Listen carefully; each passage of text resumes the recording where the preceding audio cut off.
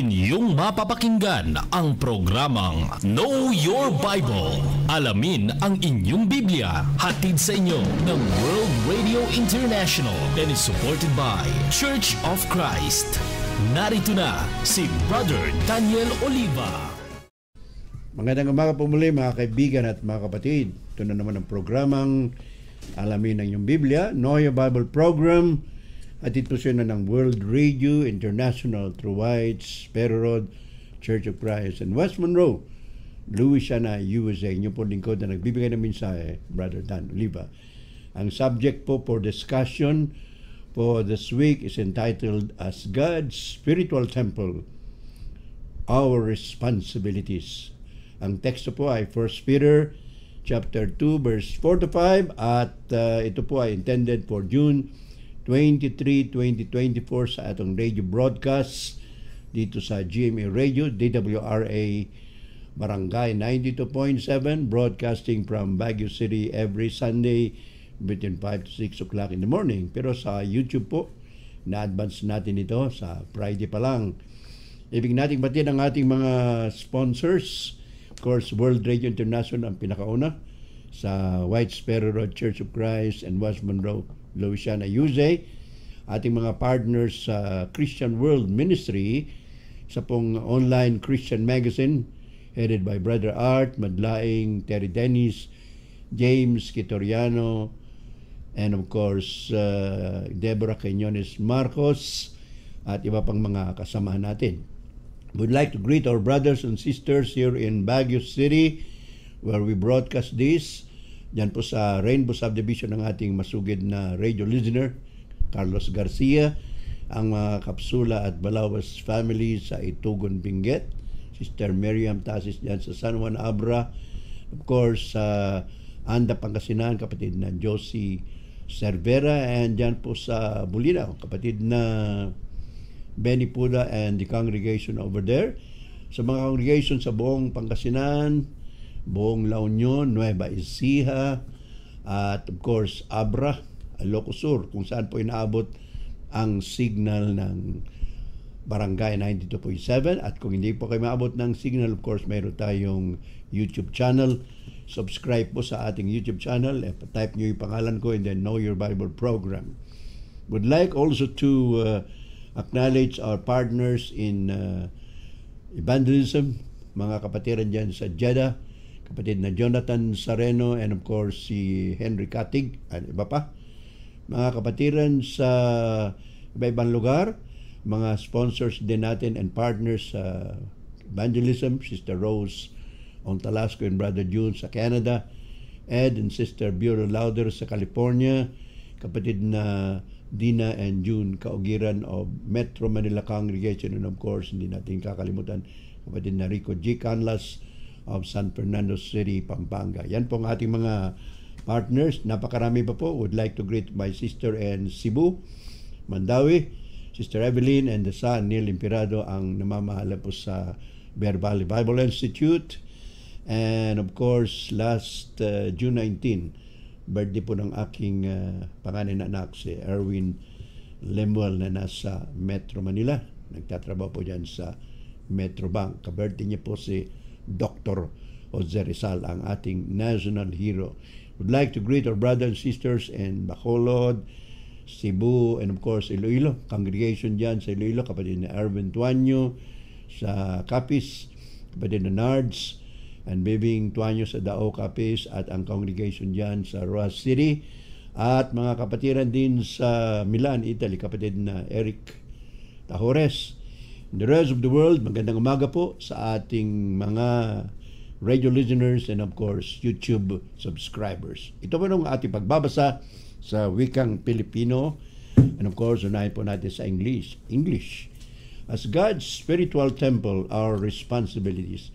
Sabi po na Apostle Peter sa 1 Peter chapter 2 verse 4 and 5, as you come to Him, the living stone, rejected by humans but chosen by God and precious to Him, you also, like living stones, are being built into a spiritual house to be holy priesthood, offering spiritual sacrifices acceptable to God through Jesus Christ. We are using the New International Version. Sa Filipino version po ng ating teksto, basahin din po natin sa sulat ni Apostol Pedro, 1 Pedro Kapitulo 2, talatang 4 at 5. Ganito pong sinasabi ni Apostol Pedro, lumapit kayo sa Kanya, sa batong buhay na itinakwil ng mga tao, ngunit pinili ng Diyos at mahalaga sa Kanyang paningin.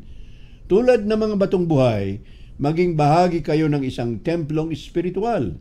Bilang mga paring itinalaga para sa Diyos, mag-alay kayo sa Diyos ng mga handog na espiritual na kalugod-lugod sa Kanya sa pamamagitan ni Jesucristo. So yung ating magbabasa sa wikang Ingles, pati na rin sa wikang Pilipino. Sa ating pong introduction sa ating leksyon, as God's spiritual temple, what are our responsibilities? Bilang templo ng Diyos, ano po ang ating mga responsibilidad? Ano ang dapat nating gawin? Today, God's spiritual temple is the church. Ngayon, ang Iglesia ng Panginoong Jesucristo ay siya pong spiritual na templo. Ayon sa 1 Corinto Kapitulo 3, 16 at 1 Corinto 16:19, tayo po ngayon ay ang templo ng Diyos at ang Espiritu ng Panginoon, Espiritu Santo, ay nananahanan sa templo ng Diyos at yung templo na yan ay tayo. Subalit, tayo po bilang mga tagasunod ni Kristo, individually comprise the spiritual temple of God. So tayo po na iglesia, individually or as a whole, congregation, nananahan po sa atin ang banal na Espiritu. God's Holy Spirit dwells in us, in the temple of God, in the spiritual temple of God. As such, let us know our responsibilities because Jesus Christ said, let us know the truth. You will know the truth, and the truth shall make you free. So para malaman natin ano po ang ating mga responsibilidad bilang mga templo o bilang templo ng Diyos na pinananahanan ng Espiritu Santo, sabi ng Panginoong Jesucristo, malalaman ninyo ang katotohanan at ang katotohanan ang siyang magpapalaya sa inyo. So yung leksyon na ito po ay nahahati sa 4 na parte. Number 1, Jesus Christ, the rejected cornerstone. Si Kristo na ang itinakwil na punong bato o pundasyon bato. Pangalawa, Christians, the living stone for the spiritual house. Ang mga Kristiyano, sila po ang mga buhay na bato para sa isang spiritual na templo. Pangatlo, Christians as God's holy priesthood. Ang mga Kristiyano, sila na po ngayon ang mga pare. Sila na po ngayon ang mga banal na mga saserdote ng Panginoong Diyos. At pangapat, Christians are to offer spiritual or acceptable sacrifices.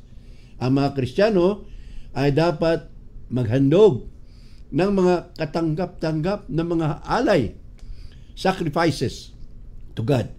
So yan po yung ating discussion sa umagang ito sa subject as God's spiritual temple, what are our responsibilities? Number 1, first point, Jesus Christ, the rejected cornerstone. Si Kristo po ay ang pinaka-pangulong bato. Sa English, cornerstone. Sa ibang translation ng wikang Pilipino, panulakang bato. The chief cornerstone, ang pinaka-pundasyon. Old Testament prophet said that the Messiah would be rejected by the Jews, his countrymen. So sabi ng mga Old Testament prophets, mga propeta sa Lumang Tipan, especially from the book of Psalms, chapter 118, verse 20. So sabi ng sumulat ng mga awit o salmo, chapter 118, verse 22, ang Mesiyas na si Kristo ay hindi po tatanggapin ng kanyang mga kababayang mga Hudyo. Marami pong dahilan. Mayroon po akong video rin tungkol sa leksyon na yan, Jesus Christ, the rejected Messiah. Hanapin niyo po lang dyan sa aking YouTube channel. Well, the Apostle Peter wrote also that the chief cornerstone was set aside by the Jewish leaders. Binasa po natin kanina yon, that Christ was rejected. He was chosen by God, but he was rejected by the Jews. Rejected by humans, but chosen by God and precious to Him. So si Kristo po, bilang batong pundasyon o panulakang bato, siya po ay hindi tinanggap ng mga Hudyo. Subalit sa Panginoon Diyos, siya po ay pinili, siya po ay mahalaga. So as Jesus Christ was rejected, brothers and sisters, as His followers, we should also expect that we will also be rejected. Bilang mga tagasunod ni Kristo, tayo po ay itatakwil din ng mga tao. Yan ba ay mababasa natin sa Santa Biblia? Well, of course, number 1, dito po sa sulat ni Matthew, chapter 5, verse 10, sabi ni Apostle Matthew, "Blessed are you when you are persecuted for righteousness' sake, for yours is the kingdom of God." Pinagpapala kayo kapag kayo ay inuusig dahilan sa kagustuhan yung sumunod sa Diyos, sapagkat sa inyo ang kaharian ng Panginoong Diyos. So in other words, pag tayo ay sumusunod sa katuwiran, sa kagustuhan ng Panginoon, may experience po natin yung persecution, pag-uusig. Ano pa sabi ni Kristo? Sa John chapter 15 verse 18, sabi ng Panginoon sa Kristo, "The world will hate you, but remember that before the world hates you, it hated me first." Kayo ay kapuputan ng buong mundo o ng sanlibutan. Subalit alalahanin niyo na bago kayo kinapuutan ng sanglibutang ito, ako na po ang unang kinapuutan nila. I was the one who was hated first, sabi ng Panginoon sa Kristo. Well, the painful truth, brothers and sisters, is that persecutions would even come from our own relatives or our own families. Ano sabi ng Panginoon sa Kristo? Sa Matthew chapter 10 verse 34 to 36, persecutions would even come from our own families. Basahin ko sa wikang Pilipino. "Huwag ninyong isiping naparito ako upang magdala ng kapayapaan sa lupa. Naparito ako upang magdala ng tabak at hindi kapayapaan." Yung tabak po, hindi po literal na tabak yun. "Naparito ako upang paglabanin na ang anak na lalaki at ang kanyang ama, at ang anak na babae at ang kanyang ina, at ang manugang na babae at ang kanyang biyanang babae, at ang magiging kaaway ng isang tao ay kanya na ring mismong mga kasambahay." So sabi ng Panginoon, huwag kayo magtataka. Kasi kung minsan ang pag-aaway, ang paglalaban, ang pag-uusig ay manggagaling sa inyong sariling pamilya. But the consoling truth, brothers and sisters, is with God, just like Christ, we are chosen and precious. Ito po ang magandang bagay. Bagamat napuput sa atin ang sanlibutan dahil sumusunod tayo kay Kristo, sa harap po ng Diyos, katulad ng ating Panginoon sa Kristo, tayo po ay mga pinili, tayo ay mahalaga sa harapan ng ating Panginoon Diyos. Pangalawang point ng ating lesson. Pangalawang leksyon, Christians are the living stones for the spiritual house. Tayo mga Kristiyano, tayo po ay mga batong buhay para sa espiritual na templo ng ating Panginoon Diyos.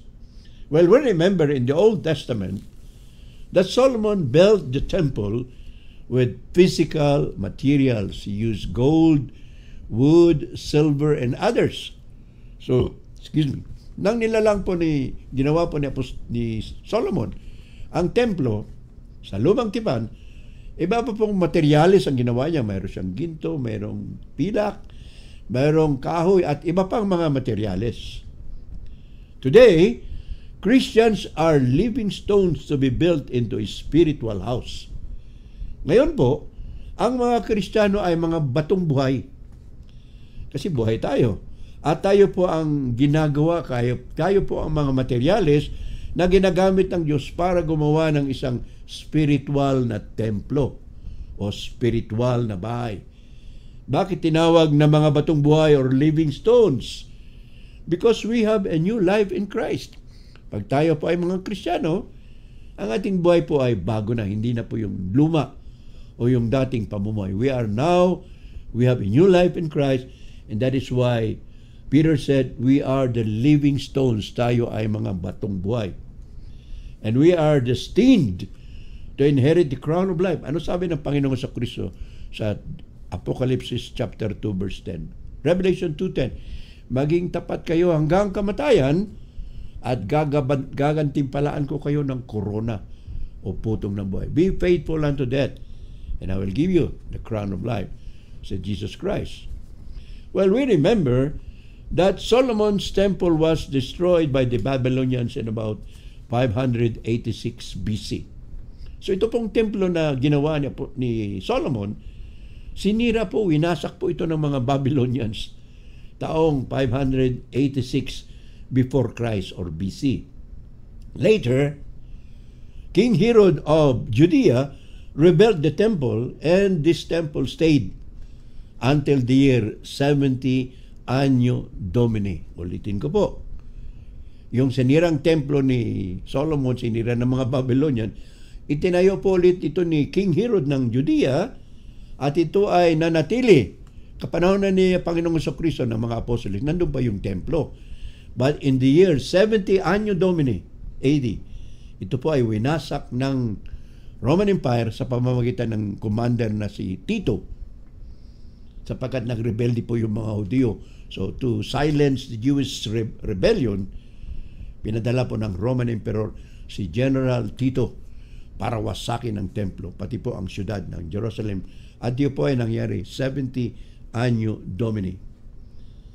Today, brothers and sisters, Christians are God's spiritual house, and we shall never be destroyed.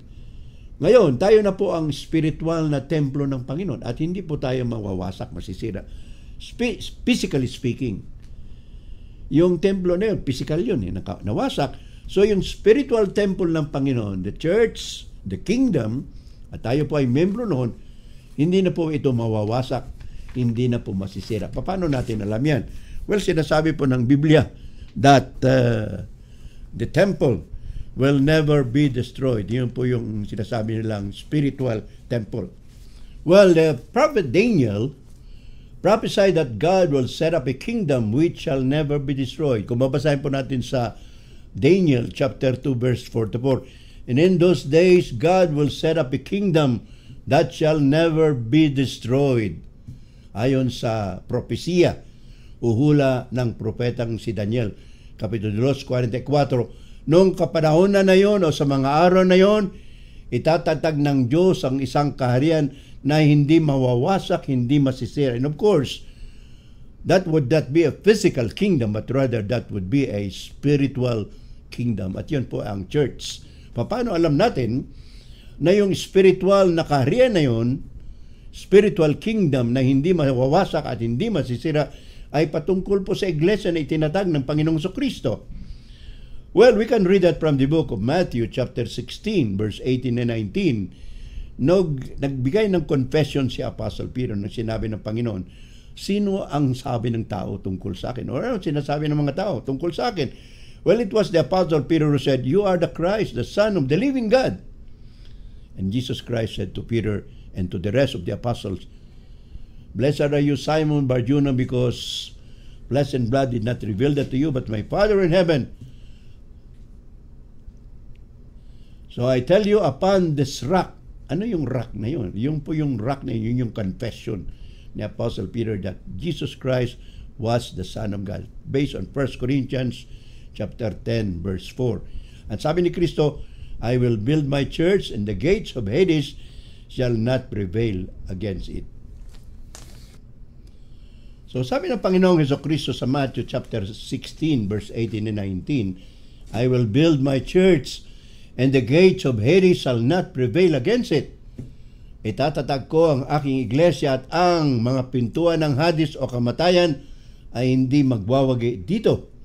At sa verse 19, sinabi ng Panginoon sa Kristo kay Apostle Peter, I will give you the keys of the kingdom. Bibigay sa iyo ang mga susi ng kaharian. Kung ano man ang iyong bubuksan, ay bubuksan din sa kalangitan. So, yun pong mga susi na, hindi po literal na mga susi, kundi yung pagkakataon na ibibigay niya ang susi para mabuksan ang kaharian sa mga Hudyo at sa Ebanghelyo, sa mga Hentil. At nagawa yon, Acts chapter 2, ng pinangaral ni Apostol Pedro, yung Ebanghelyo, nagkaroon ng 3,000 na bautismo ng mga Hudyo na naging Kristiyano, at yun po ang simula ng Iglesia ng ating Panginoong Kristo. Acts chapter 10, naging Kristiyano rin ang mga Hentil doon sa pamahay ni Cornelio sa Caesarea, at yun po yung dalawang susi. Not literal case, but rather the opportunity to open the kingdom, the church, both to the Jews and to the Gentiles. So yun po yung kingdom that shall never be destroyed. How could you destroy a physical, or rather a spiritual kingdom? Hindi mo pwedeng sirain yun. Kung physical, pwedeng wasakin. But if it is spiritual kingdom, you can never destroy it. And that is what Christ said, and that was the Daniel the prophet also said. So yun po. That temple is the kingdom, the church. Pangatlong punto po sa ating leksyon, Christians as God's holy priesthood. Ang mga Kristiyano po ay mga banal na mga saserdote o pare ng Diyos. In the Old Testament, brothers and sisters, the priest came from the tribe of Levi, and the high priest came from the family of Aaron. So yung mga ordinaryong mga pare o saserdote galing po sa tribo ni Levi o ni Levi. At ang mga high priest, matataas sa saserdote, galing po lahat yan sa pamilya ni Aaron, na kapatid ni Moses. And only male Levites could serve as priest and high priest in the temple. Mga lalaki lang po ang pwedeng maglingkod sa templo. Priest, or rather male, coming from the tribe of Levi, and males also coming from the family of Aaron serve as priest and high priest. Ano po yung inihahandog nila? Well, they were offering male, lalaki, na mga tupa, mga kambing, pati mga baka. They were offered as substitute sacrifices. Bakit substitute? Kasi ang nangyayari, yung mga hayop pinapatay, pinapatong mo muna yung kamay mo doon at sasabihin mo, I confess my sins to you. Pinapatong ko yung mga kasalanan ko sa iyo. Papatayin yung mga hayop in place of the person. So may substitute na sacrifice. At yung mga dugo na yun, yun yung bubos nila sa altar para mapatawad yung mga kasalanan nila. On the Old Testament, every time you commit sin, you have to offer an sacrifice. Sa ngayon, hindi na po ganun yun. Jesus Christ was offered once and for all according to Hebrews chapter 10 verse 10. At hindi na po dapat ulit-ulitin yung handog na yun kasi namatay na si Kristo, nahugasan niya na lahat ng mga kasalanan, napatawad na tayo kung tayo sumasampalataya sa Kanya. At siya po ay nasa langit na ngayon. Today, brothers and sisters, all Christians are spiritual priests according to binasa natin kanina 1 Peter chapter 2 verse 9. We are a royal priesthood. Tayo ay mga banal at hindi lang banal. Royal priesthood na naglilingkod sa palasyo ng Panginoon Diyos. So we are a royal priest. All Christians are spiritual priest. Ano pong ibig sabihin ng pagiging pare o sacerdote? You are a royal priesthood. Ang ibig pong sabihin yan, we are serving as royal priests in the temple and the palace of God and a spiritual kingdom. Kaharian po na spiritual. At hindi lang kaharian, kung hindi naglilingkod tayo sa pinakadakila ating Panginoong Diyos sa kalangitan. Yun po ang pinaka-importante, mga kapatid. Pangapat na punto sa ating leksyon. As a spiritual priest, Christians are not offering animal sacrifices. Bilang mga spiritual na mga saserdote, ang mga Kristiyano po ngayon ay hindi na naghahandog ng mga animal, ng mga hayop na handog. In the Old Testament, they use lambs, they use oxen, they use goats, puro po lalaki. Now, today, sabi ni Apostle Paul in Romans chapter 12 verse 1, acceptable sacrifices today are our physical bodies. Ang mga tinatanggap ng Diyos na mga handog ngayon ay ang ating physical na katawan. Paano natin alam yan? Well, the Apostle Paul said in Romans chapter 12 verse 1, I beseech you therefore, brethren, by the mercies of God, that you offer your bodies as spiritual sacrifices, holy and acceptable to God, which is your spiritual worship or service. Ulitin ko po. Sabi ni Apostle Paul, I beseech you therefore, brothers and sisters, that you present your physical bodies, yung ating mga katawan, hindi na yung mga hayop, as your spiritual sacrifices, holy, banal, acceptable, katanggap-tanggap sa Diyos, na ito po ay iyong serbisyo, iyong pagsamba. So when we offer our physical bodies to the Lord today, it is a form of spiritual worship. Romans chapter 12 verse 1. Animal sacrifices must be without blemish to be acceptable to God. In the Old Testament, kailangan yung ihandog mo na tupa, kambing man o baka, isang taon, usually, wala pong sakit. Wala pong anumang klaseng sakit o gasgas. So today, also, the concept there is, Christians today have to be holy and sanctified to be acceptable to God. Tayo po ay dapat maging banal, katanggap-tanggap sa harap ng Diyos para maging reasonable ang ating serbisyo, ang ating pagsamba. That is why the Old Testament, before they would go to the temple, naliligo yan po sila, naghuhugas sila. And today, the concept is we should be holy, we should ask for forgiveness from God to cleanse us from all our sins, confess your sins, so that God will forgive us before you offer your spiritual sacrifices. Yun po yung punto doon. As spiritual priests, we can pray for ourselves and for each other. Sa practice po ng isang napakalaking reliyon, kinakailangan manalangin ka, pupunta ka sa isang tao, ikukumpisal mo lahat ng kasalanan mo doon at yung taong yun sasabihin ito, manalangin ka ng ganito at ikaw ay patatawarin ng Panginoon. Hindi po ganoon sa Biblia, mga kapatid. Ano sabi ng mga apostoles at saka si Santiago? Today, spiritual priest, we can pray for ourselves and for each other. Ano pong sabi doon sa Galatia 6:2? Sabi ni Apostle Paul, bear ye one another's burden and so fulfill the law of Christ. Magdalahan kayo ng mga pabigat. Yung pabigat na hindi po physical na pabigat, hindi. Those are burdens, spiritual burdens, emotional burdens, psychological burdens.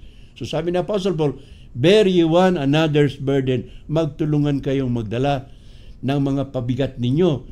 And so fulfill the law of Christ. Ano yung law of Christ? That is love. Love your neighbor as you love yourself. Ano pa sabi ni Santiago? Well, pray, confess your sins, and you will be forgiven. Confess your sins one to another. Actually, doon sa James chapter 5 verse 16, sabi ni Santiago doon. Santiago 5:16, confess your sins one to another. Magkumpisal kayo ng kasalanan sa isa't isa and pray for each other so that you will be healed. Pero yung practice po ng isang napakalaking iglesia, lahat ng tao pupunta doon sa isang tao lang para magkumpisal. That is a violation of James chapter 5 verse 16. Kasi sabi ni Santiago, confess your sins one to another. Ikukumpisal ko yung kasalanan ko sa kapatid ko, ikukumpisal niya rin ang kasalanan niya sa akin, and we will pray for each other so that we shall be healed or we will be healed. Hindi po yung isang tao lang pupuntahan at magkumpisal doon at yung taong yun magbibigay ng mga set of prayers, dadalangin mo yon at ikaw raw ayon sa kanila ay mapapatawad na. That is not what the Bible is teaching from the book of James chapter 5 verse 16. Finally, brothers and sisters, the Apostle Paul also in 1 Timothy chapter 2 verse 1 and 2. Ito po ay napakagandang versikulo. Sabi ni Apostle Paul sa 1 Timothy chapter 2 verse 1 and 2. Basahin po natin, mga kaibigan at mga kapatid. Una sa lahat, ipinakikiusap kong idulog ninyo sa Diyos ang inyong mga kahilingan,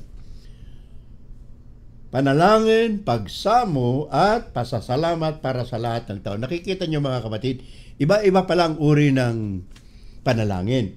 Mayroong kahilingan, mayroong simpleng panalangin, mayroong pagsasamo, at mayroon ding pagsasalamat. So sabi ni Apostol Pablo kay Timoteo, ipinakiusap kong idulog ninyo sa Diyos ang inyong mga kahilingan, panalangin, pagsasamo, at pasasalamat para sa lahat ng tao. Hindi lang sa sarili mo. Idalangin rin ninyo ang mga hari at ang mga may kapangyarihan na sila po ay huwag maging masamang mga leader. Idalangin ninyo mga hari at ang may kapangyarihan upang tayo'y makapamuhay ng tahimik, mapayapa, makadiyos at marangal. Bakit kailangan ipagdasal sila? Sabi ni Apostol Pablo, upang tayo ay makapamuhay ng tahimik. Bakit?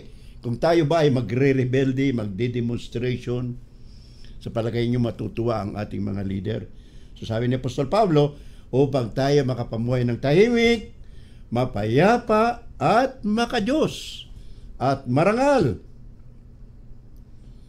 Ito ang mabuti at nakalulugod sa Diyos na ating tagapagligtas, sapagkat ibig niyang lahat ng tao ay maligtas at makalaam ng katotohanan ito. So, when we pray for people, especially for our leaders, we are seeking for peace, for wisdom, and of course, so that they will become saved. Ang purpose mo nun ay para sila maligtas. Makita nila ang katotohanan at ma-realize nila na kailangan pala nila ang ating Panginoong Diyos. Yun po ang purpose kung bakit inutusan ni Apostol Pablo si Timoteo na ipanalangin pati ang mga nasa kapangyarihan, mga leaders. So yun po ang ating leksyon. As spiritual priests, please remember that Christians today are not offering animal sacrifices.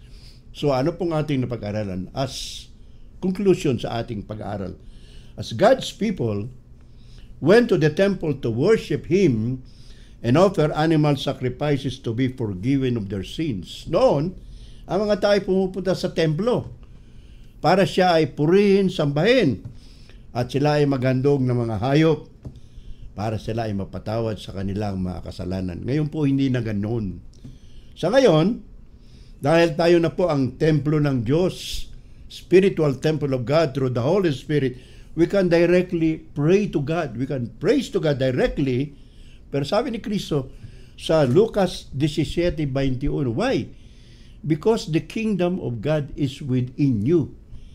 Ang kaharian ng Diyos ay nasa inyo. In other words, you are part of the kingdom. You belong to the kingdom. Kasali ka sa kaharian ng Diyos. So you don't have to go to the temple. You are the temple of God. You are the temple of the Holy Spirit. 1 Corinthians 3:16, 1 Corinthians 6:19. So there is no need therefore of offering an animal sacrifices today. Hindi na tayo kailangan mag-offer ng mga hayop na handog. Why? Because sabi ni Apostle Paul in Romans 12 verse 1, you offer your physical bodies as your sacrifices, holy and acceptable to God. So, hindi na po kailangan mag-sakripisyo sa cross. Pagdating ng Semana Santa, magpapapako ka, magpapahagupit. Ang serbisyo po natin, holy, acceptable. When we serve people, we love the Lord, we love our fellow men. That is a form of service. Romans 12 verse 1. So, brothers and sisters, as we're about to close, let us think that not only in the physical building, yung kapilya, you can worship God or praise God. So, may mga tao, kailangan pumunta ng kapilya. Kailangan pumunta ng katedral para raw makapanalangin. No. God is everywhere. Ano sabi ng Panginoon sa Kristo? Where 2 or 3 are gathered together, Matthew chapter 18 verse 20, there am I in the midst of you. Kung saan nagtitipon ang 1, 2 hanggang 3, naroon ako sa inyo. Nasa gitna nyo ako. Nandoon ako, sabi ng Panginoon. So you don't have to go to the physical temple, physical building. Nagawa lang po yung mga physical building or temple or kapilya for gathering for purposes, para makita ng mga tao na marami. Pero not necessarily kung doon lang pwede ka manalangin. You can pray anywhere, for the kingdom of God is within you. Sa ating pong pagtatapos, if you're not part of the kingdom of God or God's spiritual temple, we're inviting you now to become one. Kung kayo po ay hindi pa kasali sa spiritual na templo ng Diyos, ang iglesia ng Panginoon sa Kristo, kayo po ay iniimbitahan namin na sumama kayo. Maniwala kayo kay Kristo, magpabautismo. Ayon sa Marcos 16:16, he who believes and is baptized shall be saved, but he who does not believe shall be condemned. Sabi ng Panginoon, Mark 16:16. Anong pa rin kay Apostol Pedro? Repent and be baptized, every one of you, for the forgiveness of your sins, and ye shall receive the gift of the Holy Spirit. Magsisi kayo, magpabautismo sa pangalan ng Panginoon sa Kristo at patatawarin ang inyong mga kasalanan. Ibibigay pa rin sa inyo ang kaloob ng Espiritu Santo, the indwelling of the Holy Spirit. Kailan kayo tatanggap kay Kristo? We do not know when Christ is coming back. We do not know when the Lord will take us from this world physically. So now is the acceptable time. Today is the day of salvation. Sabi ni Apostle Paul sa 2 Corinthians chapter 6 verse 2. Ngayon ang araw ng kaligtasan. Ngayon na po ang panahon. Kung kayo po ay willing, tutulungan namin kayo. Just tell us, contact us. Of course, mayroon po akong mobile number 059-49329, 0917-700-3134. And of course, sa YouTube channel ko, sa Messenger. Jesus Christ is inviting everybody to come to Him for spiritual rest. Anong sabi ni Kristo? Matthew 11:28-30. Come unto me, all ye that labor and are heavy laden, and I will give you rest. Take my yoke upon you and learn of me, for I am meek and lowly in heart, and ye shall find rest unto your souls. For my yoke is easy, and my burden is light. Lumapit kayo sa akin, kayong nabibigatan, bibigyan ko kayo ng spiritual na kapahingahan, sapagkat ang aking pabigat ay magaan lang at makakatagpo kayo ng kapahingahan para sa inyong mga kaluluwa. Manalangin po tayo. Ama po naming banal, maraming pong salamat sa mensahe. Salamat sa estasyong ito, sa YouTube channel. Salamat sa mga tumutulong na mga sponsors, partners, lahat po na concern sa pangangaral ng Ebanghelyo sa radyo at of course sa YouTube, sa social media. Pagpalain niyo po silang lahat. Salamat din sa mga tagapakinig, subscribers. Salamat din sa panahon at pag-ibig na binigay ng aming Panginoong Kristo. Patawarin niyo po kami, Panginoon. Hugasan niyo kami sa aming kasalanan. Pinapatawad din namin ng mga nagkulang at nagkasala sa amin. Ito pong lahat, niling namin at dinadalangin sa pangalan ng iyong anak na si Kristo na aming tagapagligtas. Amen.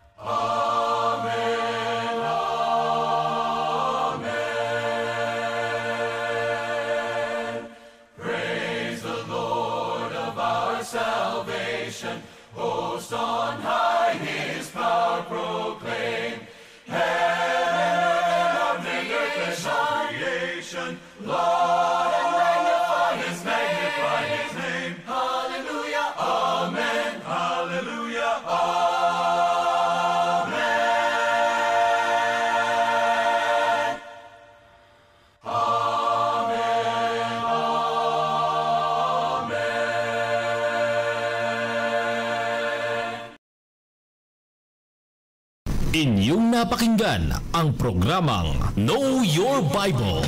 Alamin ang inyong Biblia. Hatid sa inyo ng World Radio International and is supported by Church of Christ.